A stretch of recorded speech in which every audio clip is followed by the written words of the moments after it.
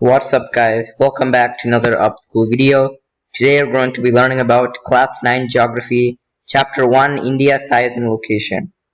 So this is the part 2 video of this lesson, where we'll be finishing up this chapter by learning the last two topics, India and the world, and India's neighbors. So without any further ado, let's begin. Introduction. So the part 1 video of this lesson is where we will be discussing the topics location and size. And this is the part 2 video that you're watching, where we'll be learning the topics India and the world and India's neighbors.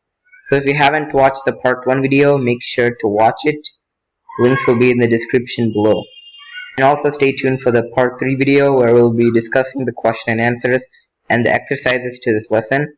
And that will be the end of this series. So this is the chapter India, Size and Location of Class 10 Geography. In this video, we'll be reviewing the topics India and the world and India's neighbors. India and the world. India's landmass has a central location and it's sandwiched between West Asia and East Asia. India protrudes into the Indian Ocean as it's a peninsula, and this enables ocean routes and sea routes to India, and it connects India with Europe, Africa, and the rest of Asia.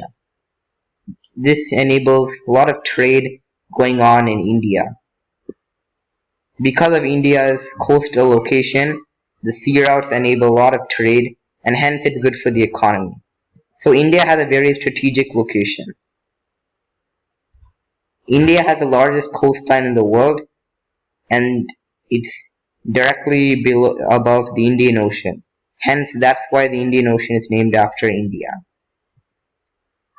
India has many sea routes, obviously, but India's land routes are older than its sea routes.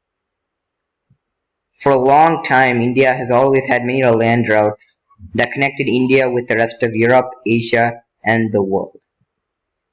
These land routes enabled the exchange of ideas and goods. The stories of the Ramayana, the sacred texts, the mathematical systems, spices and muslin were traded, and the architectural styles were exchanged, all because of these land routes.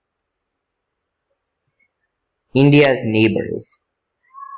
So, India is the largest democracy in the world. It is the 7th largest country.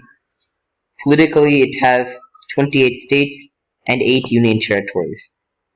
The basic differentiation between states and union territories are that states have a state government, and union territories, on the other hand, are directly ruled by the central government. So they don't have a state government.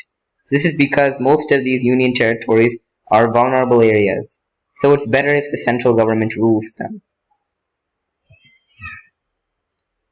So India shares land boundaries with many countries. To the west, India shares land boundaries with Pakistan and Afghanistan. To the north, it shares land boundaries with China, Nepal, and Bhutan. And to the east, India shares its land boundaries with Bangladesh and Myanmar.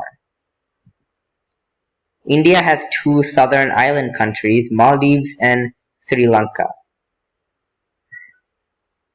Sri Lanka gets divided from India through the Pak Strait and the Gulf of Mannar.